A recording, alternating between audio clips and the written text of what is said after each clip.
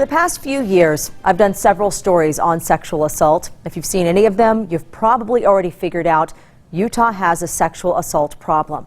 Now, according to the FBI, we have the 17th highest rate of sexual assault in the nation. Law enforcement agencies and prosecutors are working to improve those statistics, but they say the few cases that actually make it to the courtroom rarely find justice. Tonight, we find out why. For Amelia Denny, running is a welcome escape from reality. I'm able to be happy again for a little bit. Since October 14th, 2014, she says happiness has been hard to come by. Just really lost all of the compassion and love I had for the world because I was just so hurt. Hurt from a first date she says took an awful turn. I can't focus on anything, to be honest. I've had a really hard couple days. I'm sorry, I feel like such an idiot. Oh, I can't tell you how bad I felt for literally the past 2 days. Provo police recorded this phone conversation with her date just a couple days later. I said no multiple times. How come you kept... I said stop multiple times, did I not? Well, you did. I know you did. You have every reason to be at a loss for words or hate me or worry about anything because that should never happen. But I know is no, so that's 100% on me. I don't think you necessarily understand, if I said no, you realize that you raped me, right? I said no. I understand. I know. Seriously, that's actually gone through my head multiple times, and it makes me hate myself. Amelia's case went to trial, and despite hearing this phone conversation, the jury found that man not guilty. I don't know. I've thought about that a lot, and I don't know. That's the prosecutor in the case, Ryan McBride. She reported it to police that night. She had a medical exam. The medical exam corroborated her story. And then we had a recorded interview with the suspect. When I see that evidence, I say we've got everything here. As shocking as the outcome may seem, advocate Alana Kindness is not surprised. It's unfortunately not that uncommon. It's actually uncommon for cases to even get that far. It's shockingly true when you break down the numbers. According to McBride, 28% of women in Utah claim to have been sexually assaulted.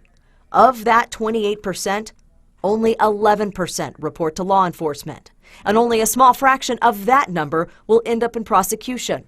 When we first hear of someone that is sexually assaulted, our first reaction often is, why didn't you do this? You know, we have these stereotypes. What were you wearing? And we start to criticize the victim. I think the initial response we should have is, are you okay? Amelia says she personally experienced those stereotypes in the courtroom.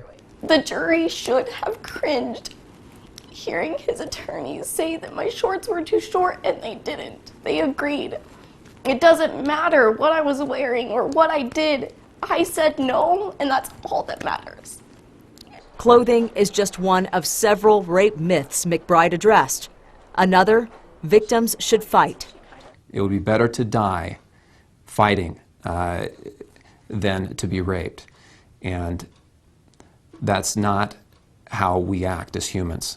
According to research, in a moment of trauma, our brains revert back to a primitive mode: fight, flight, or freeze.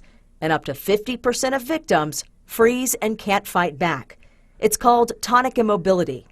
McBride also points out rape is very rarely committed by a stranger. In nearly 90% of the cases in Utah, the victim knows their attacker, making these crimes harder to report.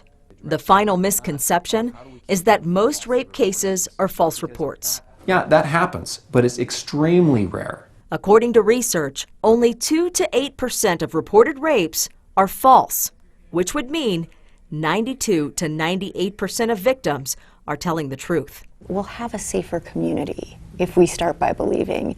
I wish that a jury that represented my society could have known that and could have believed that enough to take my no's for what they're worth, and they didn't, just like he didn't.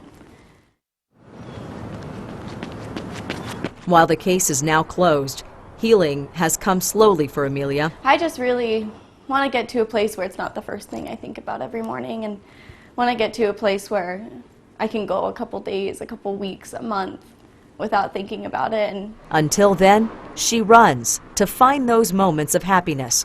She runs to forget the pain. We reached out to the man accused in this case as well as the judge. Neither wanted to speak about the trial. Now, because that man was found not guilty, we have withheld his identity. Amelia has written a blog detailing how her life has changed since this experience. To read it, find this story on our website, goodforutah.com.